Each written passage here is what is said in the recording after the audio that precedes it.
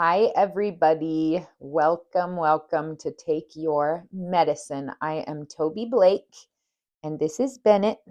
I just purchased a grooming set from Amazon, and I'm going to try grooming him myself with an easier grooming set. I hope that's less traumatic for him because he hates going to the groomer, but this is getting out of control, huh, Benny? We love you. And Billy, do you want to say hi?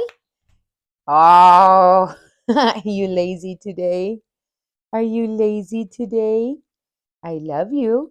Thank you for being here. Our audience loves you too. You're the star of the show, Billy. Did you know that?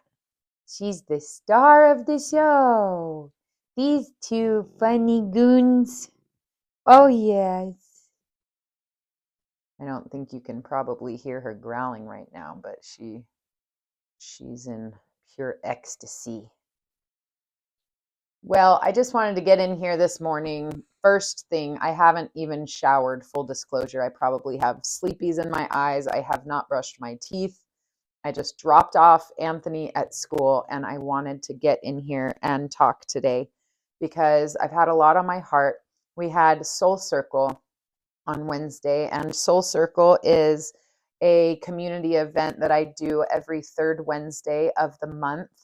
And it's a place at the space where we can come together. The space is in Cave Creek, and we can really let go, release some energy, share, connect, make new friends. It's just a really beautiful experience that I'm working to create for people. I want to introduce people to the different energies of shamanism and the jungle and the medicine spirits and the dragons. And I want people to get more comfortable in their bodies, moving. We do some dance in there, and then we just share, we meditate, and it's just a beautiful experience. And we had a big group this last Wednesday, the biggest group I've had, and it was so fun and really good. I was very grateful that it was such a good turnout, and I was in that circle sharing about some things that I have really had clarity on lately. And one of those things is from my sister, Andrea. She is an amazing woman, and she has been a huge support to me through the last year and a few months since our son Thomas, transitioned to the other side. We love you so much, Thomas. And my sister Andrea has held so much space for me through all of that. And the other day, when I was finished with a session, I facilitated a session for an amazing person on Tuesday. And after that session, I was just feeling very full of energy. After a session, I often need to ground myself. I need an Epsom salt bath. I need to even shower head to toe. I need to put my feet in the ground. I usually need to have a good cry because these sessions are very intense. They're 6 to 8 hours long. And, I feel like a doula a lot of the time in the sessions because you really don't know what to expect when you go into this kind of deep work with somebody, and to hold that kind of space and to stay strong for them when they feel like they're losing it or they're really struggling or they're in the depths of their own grief. It can be very heavy and very deep, and a lot of the stories I hear touch my own trauma, and so it's a purifying process for me to have these sessions and to have my trauma touched and to breathe and remind myself that I am safe and that I am okay.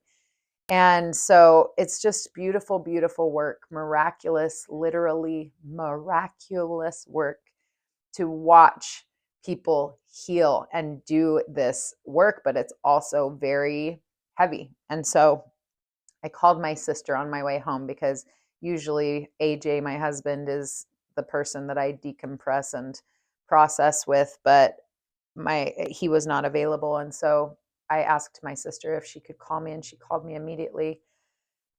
And, I just told her this, it was a big one, and it was wonderful and beautiful, but it was a lot, and I just need to cry. And so she just held space for me while I cried. And she was such a sweetheart to give me so much love and care in that moment, and saying, I don't even know how you do those sessions and blah blah blah. She was just like really sweet about it. But she was saying that it's the broken heart that really allows for us to open our own heart to other people's suffering. And the space that my sister has been able to hold for me, and the loss that our family experienced, is a result of the loss that she had in her life.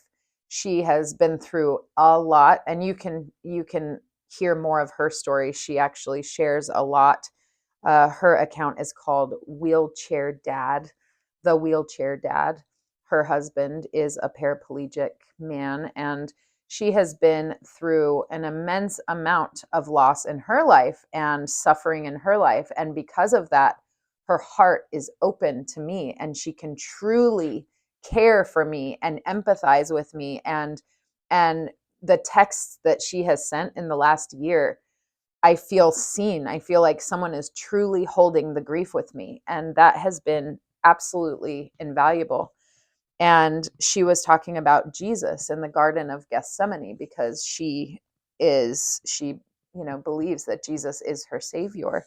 And she was talking about how he experienced the depths of suffering on all levels for all humans, so that he could truly hold space and have compassion and empathy and love for every single human. And whether you believe that about Jesus or not doesn't matter. That was her perspective. I personally admire Jesus of Nazareth so very much, and I appreciate so many aspects of who he is. I think his consciousness is coming back to the earth, and I have a lot of thoughts on that. I have had two beautiful experiences with Jesus and have learned a lot from him, and so I'm really, really grateful for that.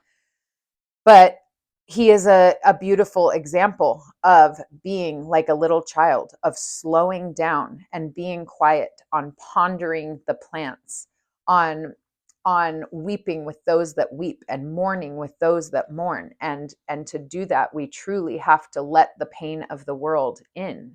And that is so hard. And at Soul Circle, I was talking about how, there are children starving, there are babies who have AIDS, there is so much suffering happening in the world. So how could we be okay? How can we just live and go about our day and think that everything is fine? And because of that, because we are all sensitive beings, we are all sensitive creatures, we cannot deny that there is so much suffering in the world. And because of that, we are in resistance to it. So we block our hearts from being able to feel, to let that in, to protect ourselves, because it feels fucking horrible to think about the suffering that is happening all around us and within us even. And so we keep ourselves from feeling, and we keep it all cerebral. We keep it in our mind, and we process it with logic. And in doing so, we close ourselves off to experiencing the depths of joy in life. Because if you do not experience, it's all reciprocal. It's all on a pendulum. How deep you go into your own suffering is how deep you can go into your own joy and elation. And so when you zoom out from all of this suffering, you zoom out and you look at everything, the stars, the planets, chemistry, geometry, physics, all of it, everything is working together in perfect order. Everything is within the laws that are beyond our understanding. We put algorithms and algebraic equations, and we try and make sense of it all with our minds and logic, but there is massive technology that we do not understand going on all around us. We are living in a very fluid, holographic, environment that responds to our thoughts. It responds to our body language. It responds to our words. When I was Jesus Kate, I can't remember if I mentioned this in previous episodes, but when I was channeling Jesus Kate recently at the space, I was watching algorithms flow out of Treasure's mouth. I was watching in absolute amazement as when not just Treasure, but everyone who was speaking, I was watching the coding flow out of their literal mouth. And Jesus Kate is so big on posture and balance and being aware of your body. And I just have a lot to say this morning. But really, what it comes down to is slowing down and feeling it all, letting it all in. It's all perfect, even though we don't understand it. When you look back at your life and you see all of the synchronicities and all of the horrible, even sufferings that had to take place to get to where you are right here, right now, in the moment of the suffering, it doesn't make any sense. But when you zoom out at your life, you can see how everything worked together to put you right here, right now, to put you right in front of your soulmate, meeting your soulmate, to put you in carrying your child and being right here, right now, wherever you are. Everything is perfect, no matter how difficult that is to swallow. You zoom out and you see that all is in perfect order. So, how do we cope with the suffering? How do we go about our lives and not just be crushed? If we open our hearts, that means we have to allow the suffering of others to come in. And the key is to stop resisting it, because in resisting it, we're making ourselves sick because we're blocking ourselves off. And just like AJ said at Soul Circle, when we block ourselves off, those walls go both ways. Nothing can get in, but also nothing can get out. And it becomes very stagnant. Depression, anxiety, real sickness happens when we are blocked from letting things in and out, and our bodies and our spirits are not in a flow. So we literally have to allow our hearts to break wide open for all of the suffering, for ourselves, for those around us, and then recognize that to not attach ourselves to it, because in attaching to ourselves to it, we get stuck too, and we can't be our most productive, helpful, happy, healthy selves. If we attach ourselves to the problems, attach ourselves to the suffering, that lowers our vibration and we are not as effective. So we have to allow it to come in and be in our awareness, but not resist it and not attach to it, but allow it to flow through us, and then do what we can to show up our healthiest, happiest selves and be the most helpful we can be. Our presence becomes so powerful when we slow down, when we get our power back, when we are fully healed. Just our presence is a healing space. It's a healing medicine. I'm learning that more and more, that I don't have to do anything. I just need to be, and the people who are meant to come into my life will come. I don't want to be the mountain. I want to be the valley and let things flow into my life. I want to slow down and relax and let it in. And sometimes that just means weeping. The other day I had a dream about one of my son Thomas's best friends, and he was very, very, very, very sad in the dream. He was under a table, crouched down. His hair was in his face, and he was just so low and so sad, and it was so vivid and so real, and it broke my heart. And I woke up and I texted him, and indeed he was suffering. He was really struggling. And I read his text about everything he was going through, and I just wept. AJ was driving our car. I was sitting in the passenger seat, and I just wept. I let it in and thought about everything he has been through and everything he is going through, and how brave he has been in his life, and how lonely he must feel sometimes, and how much it must have hurt him to lose his best friend, one of his best friends, Thomas. And in doing so, I am able to show up for him better because I let it in, and now I have an understanding and a deeper compassion, and I can be present with him, and that presence can be healing because his pain is seen and felt and held.